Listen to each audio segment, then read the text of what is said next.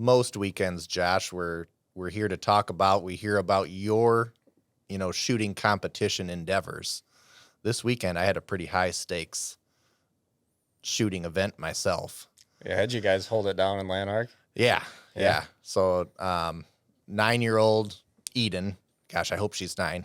I'm pretty confident in that number. Yeah. But we have those little gophers at our house that run around and dig holes and make a stinking mess. So I saw one. And I wanted to know if she wanted to shoot it with her little savage rascal that she's shooting dimes with now. So that gopher's there. She doesn't see it. I see it. So I said, well, why don't you go up a little closer, see if you can see it. Well, she gets on it. Looks like she's on. Hear the bang. The gopher runs a little bit. So miss the gopher. So then I shot the gopher. And I was like, oh, you must have just missed it. And she's like, missed? No, I didn't miss. I'm like, well, so you got another gopher? No, I shot a bird. There was a bird over there.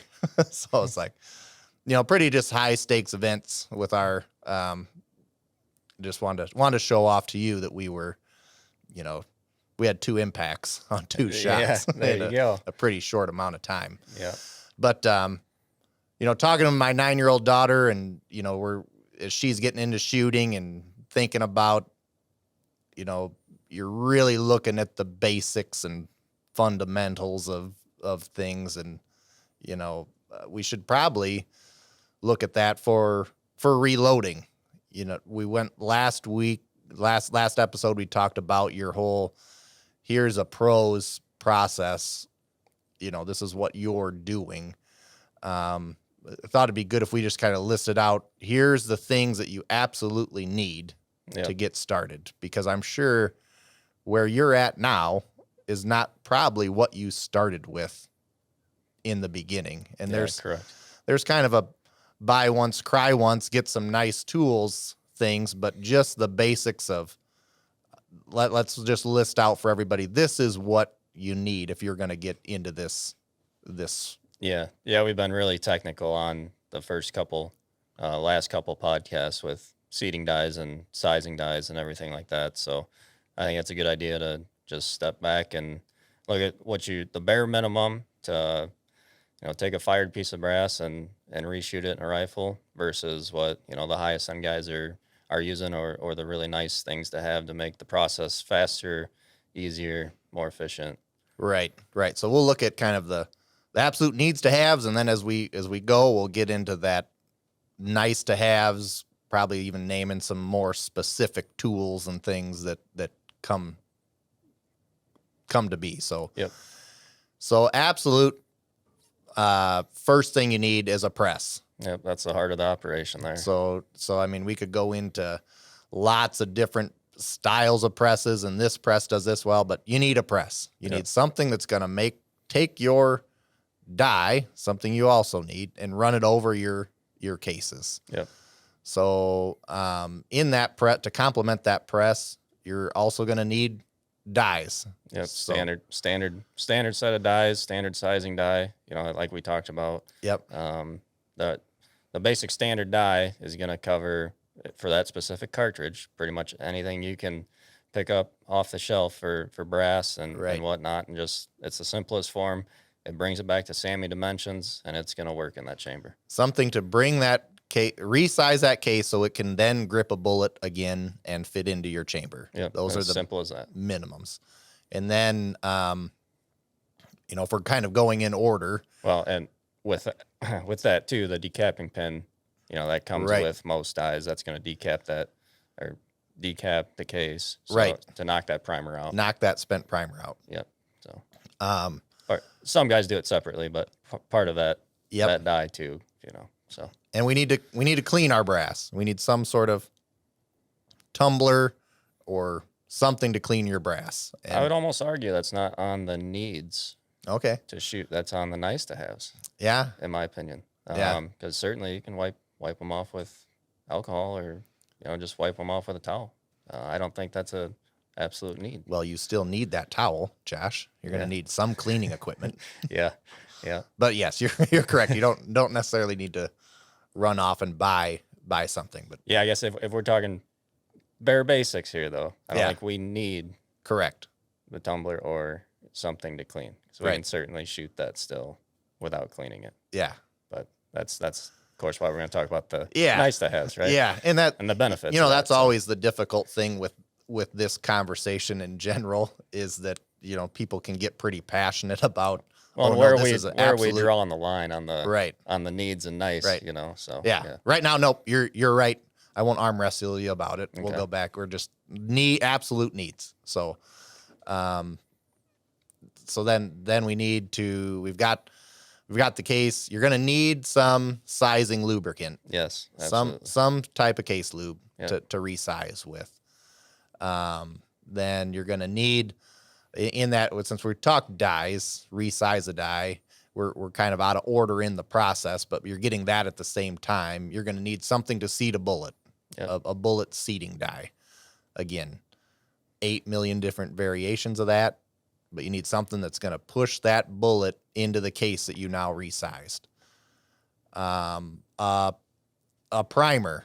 Now, you can probably argue with me again on this, that because a lot of presses come with a priming function. So Yeah. we knock that spent primer out, we've got to put a new primer in the case.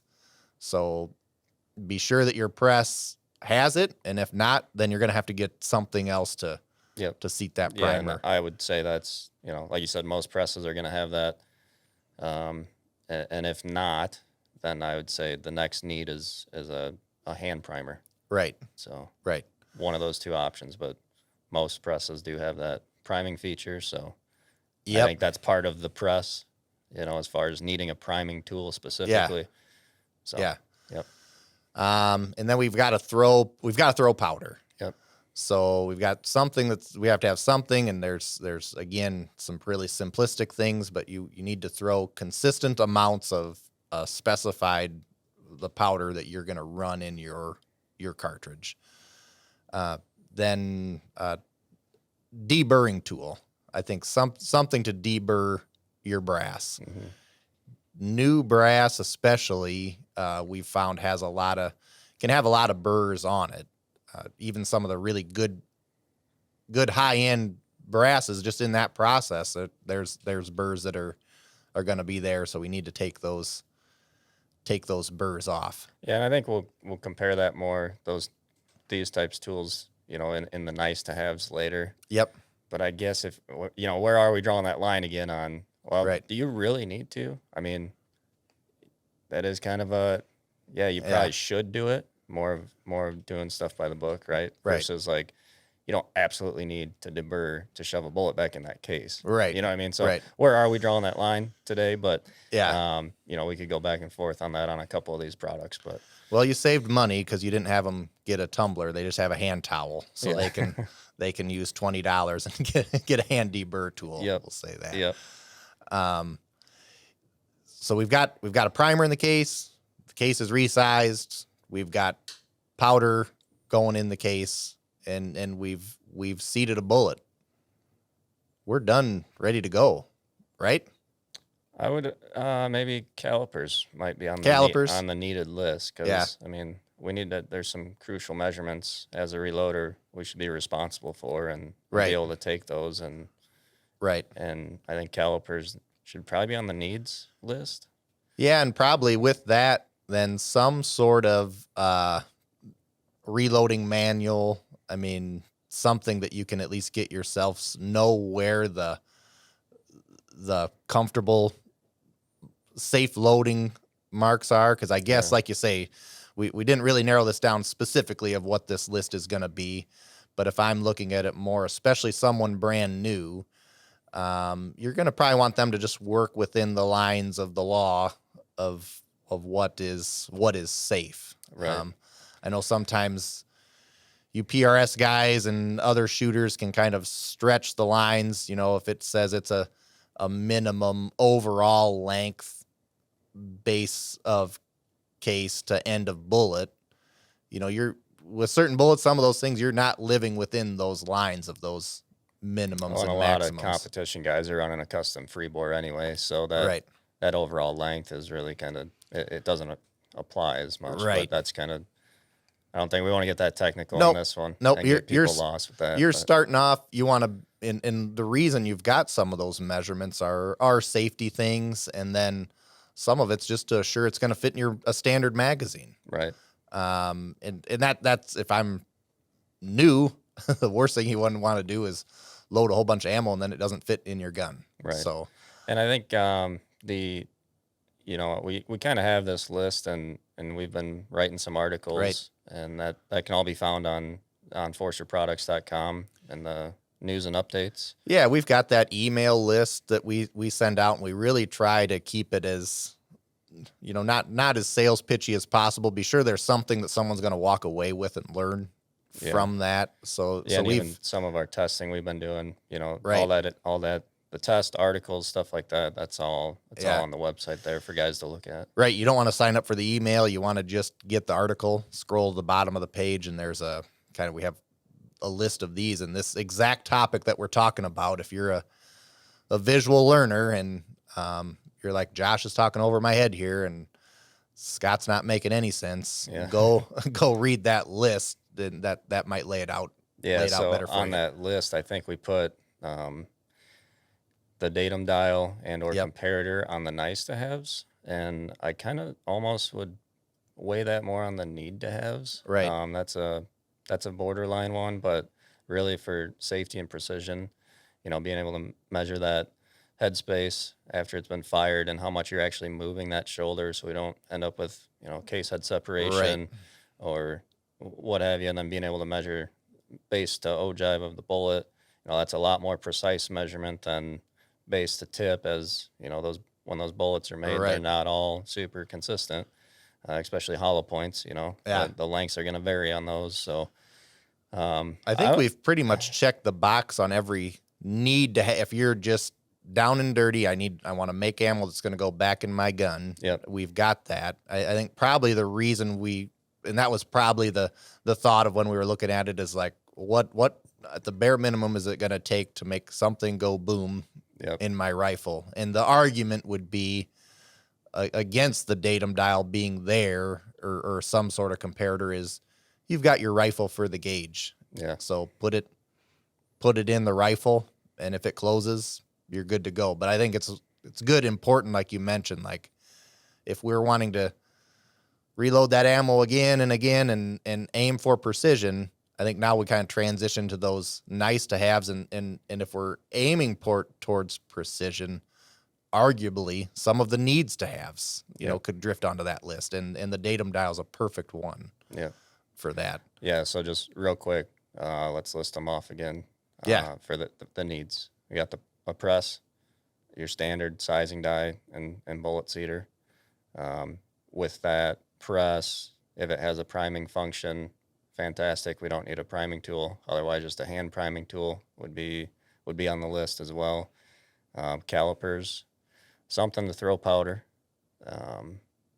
and weigh it as well. A cheaper electronic scale and a drop style powder thrower.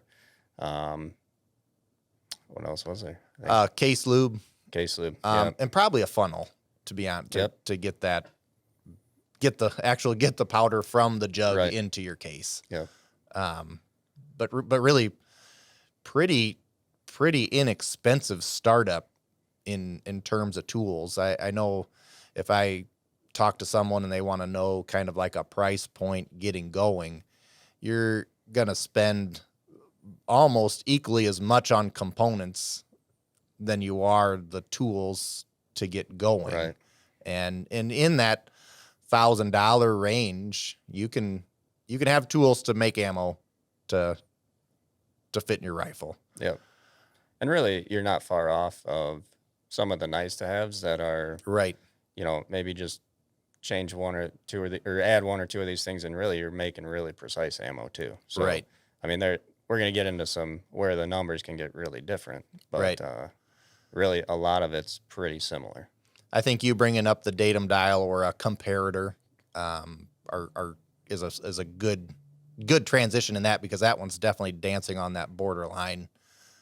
If you're wanting to be sure you've got only that 0.002 shoulder bump to avoid case head separation, or you're wanting to fine tune your load to the lands of your rifle, measuring off with that gold bullet dial. That's certainly an important tool. And the datum dial is a nice, for us, was our design of a comparator tool. Again, lots of comparator tools. Honestly, Sammy gives you a lot of dimensions for where that datum or hole size is that would measure off the shoulder.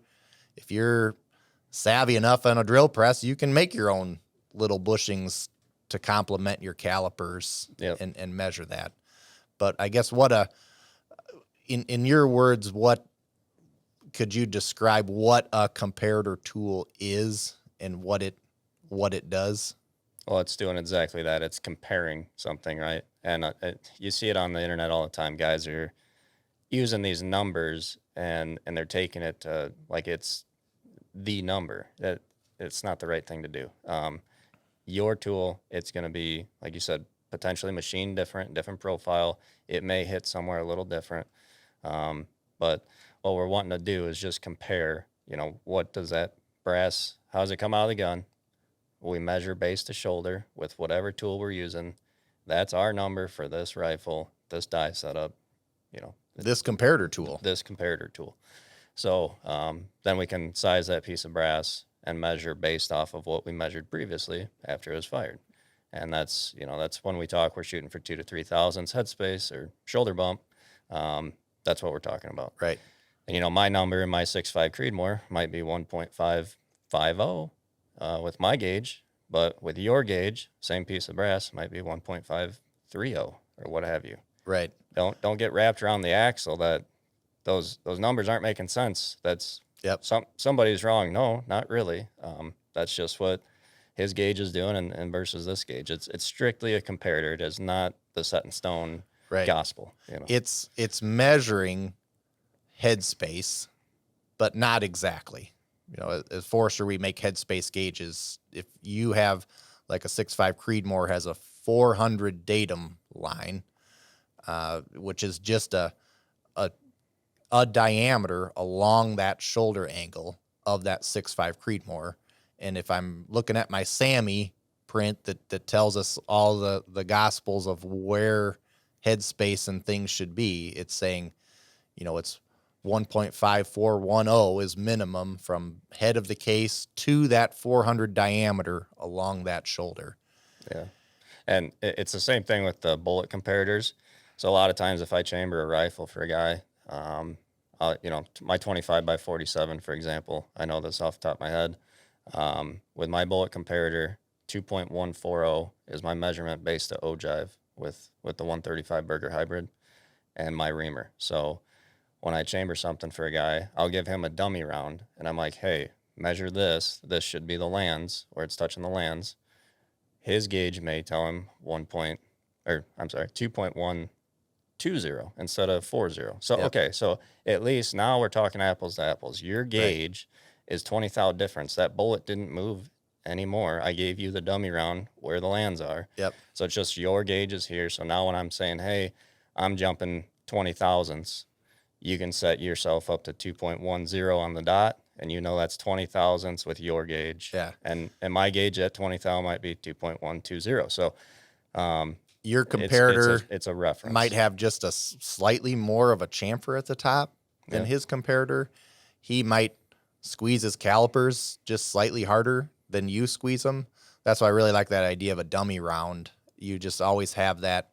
Even you get a new set of calipers, you get a new, I don't care if your calipers goes to the 4th decimal place. You can't accurately measure consistently to the 4th decimal place with your calipers. There's just enough variance in those. So hopefully that clears up a little bit with what a comparator tool is. A lot of them, it's just a lot of series of different bushings. Forester, we put ours on a spring-loaded detent wheel.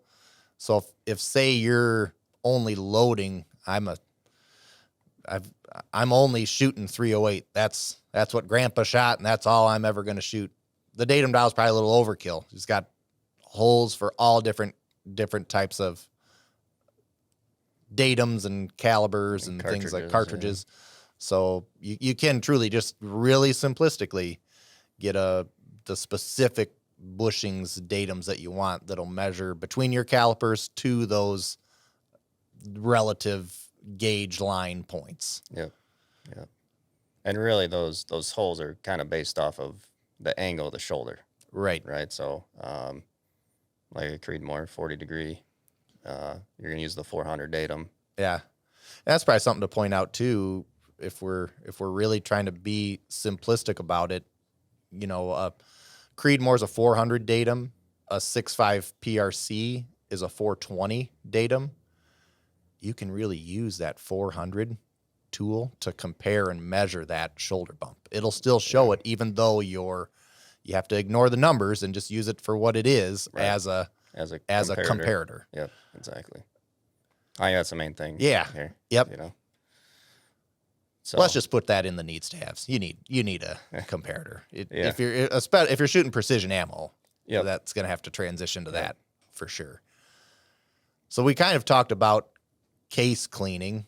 If we're looking at the nice to haves, your wife only has one hand towel. She doesn't want you wiping your case lube off your cases with it. Mm-hmm. Maybe say what you use and why you use that method of case cleaning. Yeah, I just use a dry tumbler, corncob media. It's pretty much all I've ever used, and I've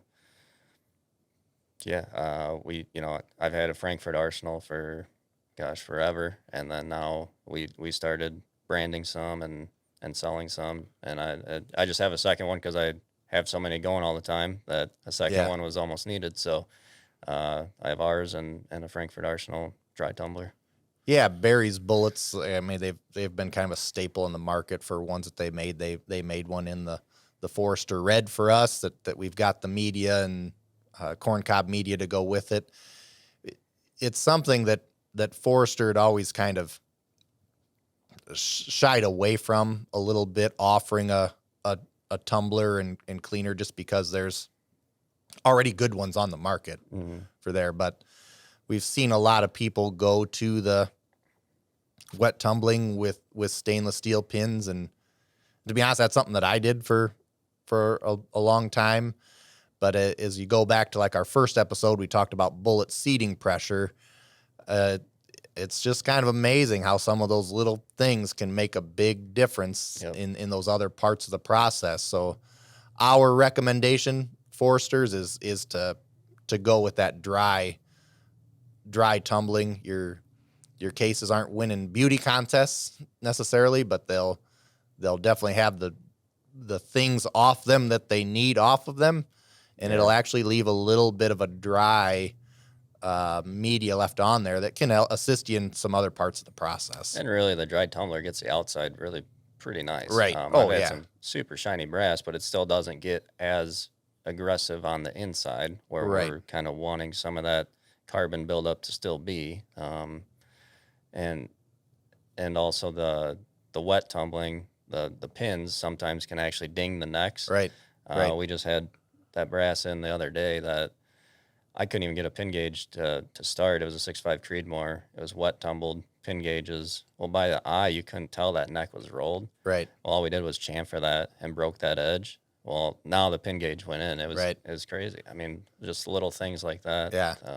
So just not as aggressive and forgiving. It's a little more forgiving. So if you throw it in the tumbler and by all means, if you guys are wet tumbling and you're having success with it, do that, man. It's just when we get the guys with the excessive seating force and the dented bullets and things like, this is what we do and why I do it and what I've seen in the test. But if it's working for you, by all means, do what you're doing. Yeah, listen to episode 2. We're not gonna anything that's working for somebody. We're not gonna shy them away from it, but we feel it kind of responsible for us. If we see something that we think is going to work a little bit better, well, we're going to that we think that's the key word there, and have seen ourselves work a little better, we're going to put our and that's just it. That's what we've part seen in the behind it. test. The Right. super clean brass, it's got higher seating force than if you just dry tumbled and left a little bit of that carbon in there and a little bit of that media dust Yep. on there. It's almost like a dry lubricant, and they just seat with lower pressure. Yep. So Yep. Now, do you tumble new brass at all? I do actually. Yeah. Because I usually size new brass. Sure. Yep. Size the new brass, so I got to get that lube off, and then Yeah. I tumble, and then that kind of acts as my dry lubricant also for the new brass. So Yeah. When we talk about case lube, the Forester product is an oil-based lube, so it's certainly pretty critical that we get that off of there. We don't want it to be contaminating powders and primers or building up in the gun. I mean, there's some lubes that are a little more forgiving of that, don't have as much residues. But one thing I've learned is that you're better to curse someone's religion than tell them what case lube to use. They're pretty passionate about case lubes. yeah, So we've seen with the more oil based that we have fewer stuck cases, and ours is formulated the same way as when they're actually making brass. It's the same lubes they use in the dyes and things. So that's the one we use. I know you do the one shot spray lube. Hornady one shot spray lube. It seems faster for me and less messy for myself.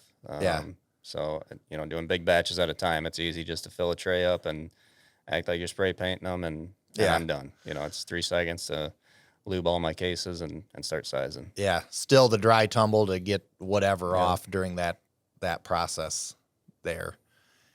Probably one of the next thing when we're talking datum dial, you rightfully mentioned get your calipers. That should be in the need to have.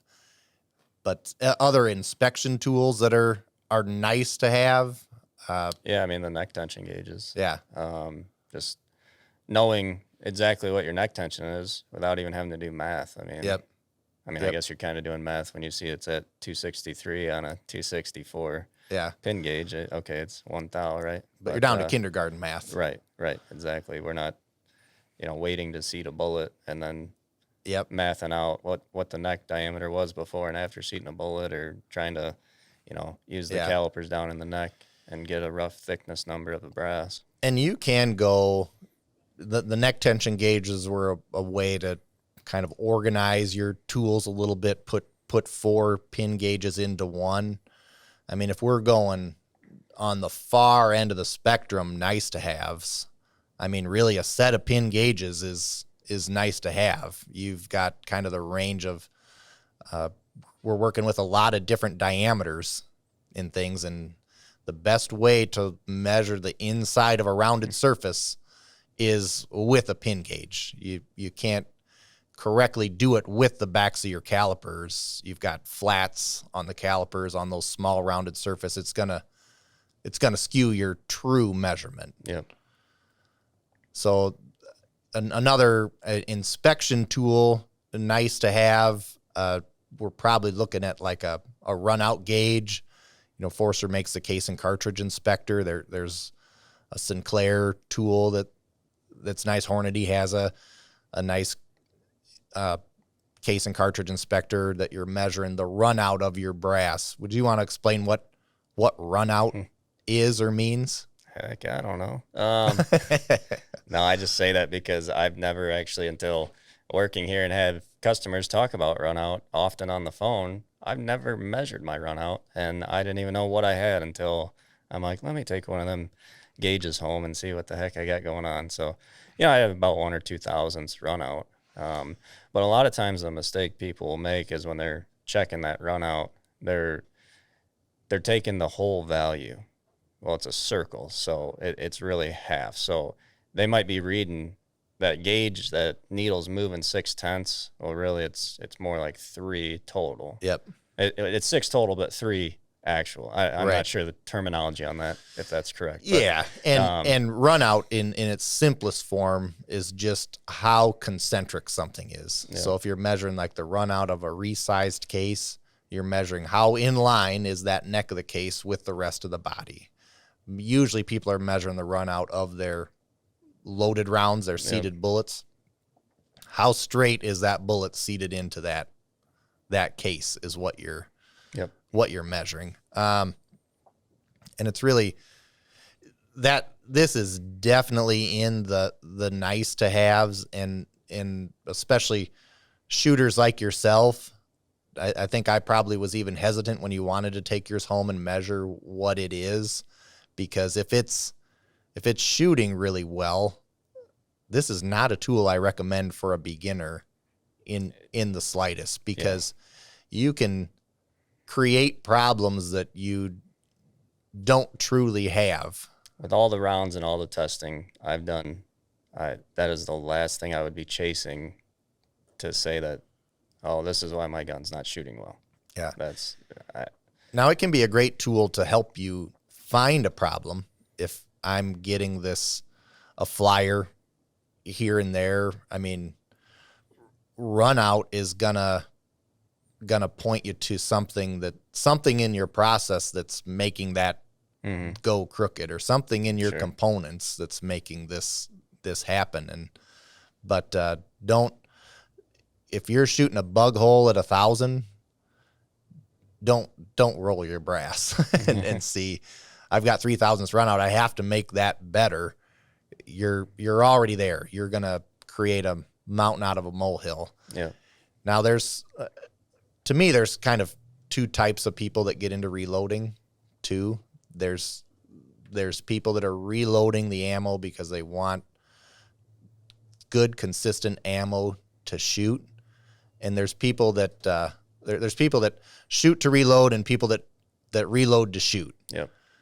You're probably more the reload to shoot classification. We definitely have a lot of customers that are the shoot to reload, that making that brass, making that bullet as perfectly straight as possible, that is the goal. And if that's the goal, these are definitely a tool that you need to be able to accomplish that and be sure. Obviously, we all want to make as straight of ammo as possible, but like we talked in our last episode a little bit, like, focus on the things that are making a difference. Start simple and then get more complex. This is definitely a step to that more complex. Certainly.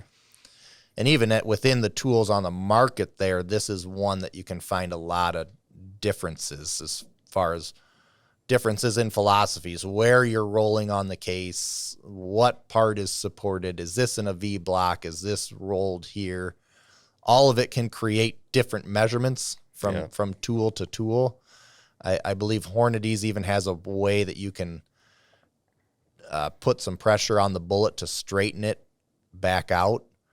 Forrester's philosophy's been kind of against that, in that if there's a problem, correcting it at that point is not the time. You need to correct it and how way you before use that tool, and are you keeping consistent pressure on it when you're spinning it? I think we had a guy call and say he's getting 6 to 10 thou runout. Well, he sent in his brass and bullets, die, the whole works, and we measured like maybe 4 on the high end, but certainly not 10. So, I don't know. I feel like it can be a rabbit hole that it could potentially get you thinking the wrong way. Right.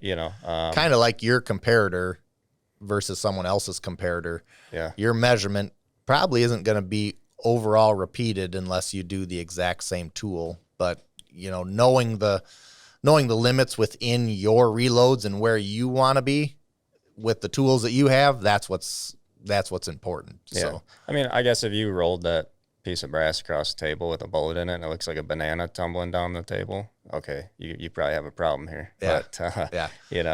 But, like you said, if the gun's shooting well, that's what matters. Right. And so then we can talk about dies. I think if you go to that list that we had, because these are what's going to affect your run out and ability to hold different measurements. So I believe if you look back on that online blog post, the nice need to haves, we put our most basic die set on there, which was a standard full length and bench rest cedar die. So a non-micrometer topped cedar. Yep. I'd almost, if we were doing our arm wrestling for needs to haves, I'd point people more towards a micrometer seeder. To me, that's like one of your buy once, cry once things that can save you in your, maybe it costs you out of your wallet initially, but it saves you in your time in finding that seat to the lands or adjusting between different bullets. Yeah, especially during testing, low development. You know, you need to move it. You're doing a 5 thou ladder test jump. You know, just turning that thing 5 thou on the micrometer, seating them, doing another 5 thou. I mean, that's just super handy. Yeah. So one of those full length, just a standard full length die with a ultra micrometer seeder is not a huge cost difference, but again, arguably a need to have if you're kind of stepping into that. And then you can get as complicated as bushing dies, which we've covered before, but what if you're really wanting to control a lot of variables, that's certainly a nice to have, a die that you can control those. Yeah, I mean, really, the standard sizing die could still make this list of nice to haves, but let's call it a standard die with a honing service, because now we kind of really have our brass honed in. We know what we're working with, what our tolerances are, what we want it to be at. So that it's a machining fee, but that's also a nice to have, a honed full length sizer, or like you mentioned, the bushing sizing dies. Something that I think we'd get some questions on, just because you have a lot of die sets and things that are like that, would be like a crimp die. I see I've got this 308 set or 223 set with a crimp die, and maybe we should classify too, as we're talking these needs to haves, nice to haves. It's really under the umbrella of looking at rifle reloading. Pistol reloading needs a lot of the same basics, but the die part of it is what can get a little more complicated or have some other needs there. If I'm rifle reloading, Forrester's philosophy is you really don't need a crimp die. Where if you're pistol reloading, you need to crimp. That's something that you have to do to be able to get it to actually function right. So a crimp die is, do you use a crimp die or heard of a crimp die? Never had a crimp die in my house ever. Yeah. I don't really reload pistol, so a lot of your precision shooters don't crimp, and that's why built into our sets, the idea of a crimp die is to actually come back in after you've seated the bullet, or some of them are built into the bullet seater to come in and actually just squeeze that neck down a little bit more into the bullet. Where if I have a straight walled case, and that's a lot of those, a 9mm, I'm belling that mouth out to fit that larger bullet in. Well, I need to come down and crimp that bell back down so that it doesn't affect the true headspace of that rifle or get caught in there. Where Forrester's philosophy on the rifle reloading, even in some of your harder cycling ARs and things, is if you have the right neck tension, you have the inside of that case neck set to the right diameter, that when you seat that bullet, it's not gonna jump and move on you. So adding that crimp or coming in behind it and then squeezing down on that's just another variable or opportunity for an inconsistency that we don't need. Yep.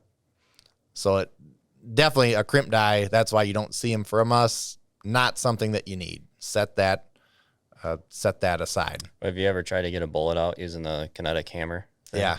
Oh my gosh.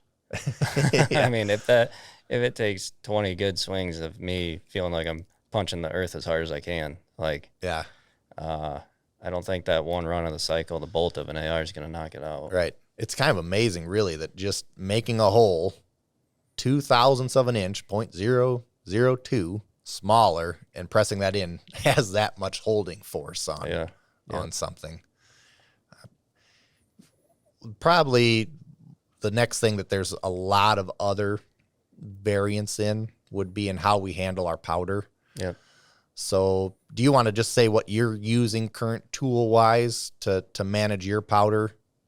Yeah, I have the A&D FX 120i, basically darn near medical grade scale, and then it's paired with an auto trickler V4 to throw the powder and trickle. So it throws, my charge in about 10 seconds, and it's accurate to the kernel. You can take a piece of argot off there, and that scale's going to move. So it measures to the kernel, essentially. Well, now you just went way above our $1,000 price mark to get started. Yeah, if you throw that in there. Yeah, I mean that setup alone, just the scale, you're looking at $1,200. Yeah, so you can in that argument, you can throw just as accurate a powder in lots of different setups with hand throwers and hand tricklers at a way different price point. It's just in that one you're buying a really quality scale that's measuring to a lot finer point than what some of your off the shelf scales are. Still not at a off the shelf scale. You're not at a dangerous level of variance, but when you're trying to hit a target at over 1,000 yards, that one kernel of argot could make a bit of a difference potentially. So what Forester offers in terms of powder measures, we have a bench rest quality powder thrower that you put the powder in the top, throw the arm, and every time you throw the arm, it's dumping a charge. So your run-of-the-mill hunter, you might just be that's going to be accurate enough, likely to just throw directly into your case. Still, obviously, advocate for measuring and weighing things on a scale to be sure that that's what you're getting. But an argument for a hand thrower would probably be speed of anything if it's consistent. Obviously, it's not winning any speed points if you're having to sit and trickle a whole lot after that. Or the varmint guys, that need 500 rounds loaded. They're going on a prairie dog hunting trip. Yeah, shots are going to be, a 22-250 from 0 to 200 yards. Fantastic. Yeah. Rock and roll. Yeah, get through those really fast and. Yep. Or I have, simply for myself at home, and I'm sitting, Eden and I loading our gopher loads. I've got a RCBS Charge Master. You just punch it in, they hit the button, it's going to throw it and trickle it. This is the number that we want to hit. She looks at it, sees that number. I can definitely see where some people would have a little more confidence in something like that starting out potentially. Yep. Yeah. So, but you can go there. There's lots of different avenues for throwing powder there. Something we've talked about in some of the previous podcasts as a nice to have that I think you've found to be somewhat of a need in your process is annealing. So what do you use for annealing right now? I have the amp annealer. Mm-hmm. I believe I couldn't even tell you which model that was. That's their first. I believe it's their first. Yeah, I think yours is. Yeah. Gosh darn it, I can't remember the model number on that. But anyway, the amp annealer,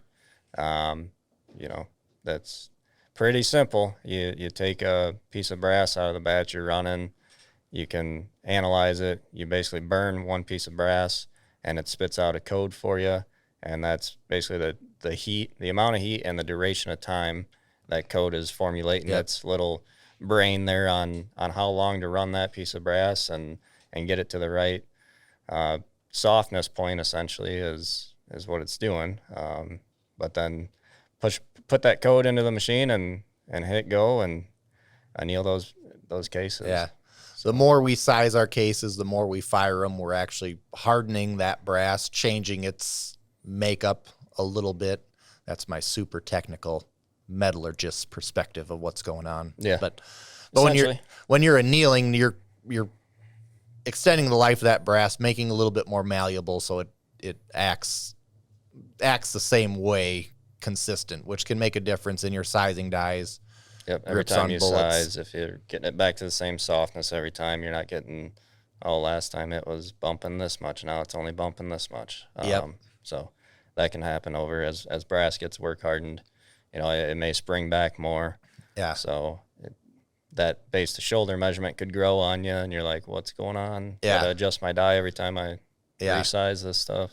So another pretty pricey addition, but a nice to have, and one of those that you can probably push the pencil and say, if I'm gaining this much in components, life out of my components could make a real difference. Yeah. So then there's something that some are probably thinking like, well, you didn't talk about as far as the needs to haves, any sort of case trimming or anything like that. I think the reason we push that off to the nice to haves is it's, depending on your rifle or cases and things, your need to trim might be pretty limited. But if you want to make the maximum life out of your cases or want to have the best precision, you're going to need to have some consistency in that overall length of the case. Every time you fire it, resize it, you're going to change that length, likely some, just from stretching that brass a little bit longer. And there's a safety level that we need to keep that under too. So yeah, and really it could fall into the needs if, like you said, after a few firings and some cartridges, they grow at different rates, just case design. But, eventually you are going to need it. If you continue to use that brass enough where you exceed that maximum chamber length, you do need it. But, what we can kind of dissect here is the difference in what's the bare minimum need to have versus, this is the Cadillac over here, this is the nice to have. Well, you can, when your wife's looking at the credit card statement, you can punt that one 6 months down the road. You don't have to in that initial investment. You can spread that out. Yeah. So just and case trimming, there's lots of different options for case trimming. Forster's was one of the pioneers in inventing a case trimmer with the.